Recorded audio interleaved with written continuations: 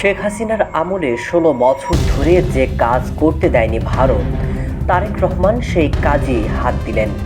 ভারতের বিরুদ্ধে গিয়ে তারেক রহমান কি পারবেন চীনের স্বার্থ রক্ষা করতে, নাকি ভারত এবার বাংলাদেশের জন্য দুয়ার একেবারেই বন্ধ করে দিবে?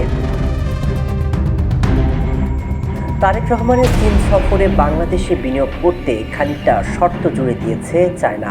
বলা হচ্ছে চীন মিয়ানমার হয়ে বাংলাদেশে একটি প্রকল্প গড়ে তুলতে চায়, যার আওতায় এরই মধ্যে হাজার হাজার কোটি টাকার বিনিয়োগ করে ফেলেছে চায়না।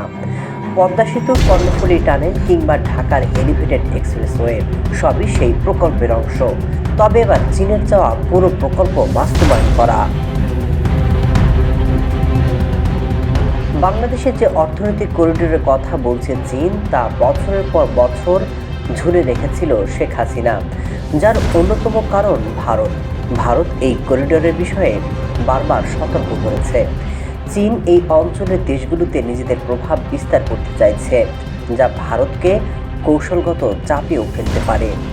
তবে ভারতের নাকের ডগায় চীনের এই তৎপরতা এতদিন আলোর মুখ না দেখলেও তারেক রহমান তাতে সায় দিয়েছেন। তবে দেখার বিষয়, এতে ভারত বাংলাদেশের সম্পর্ক কোথায় গিয়ে দাঁড়ায়।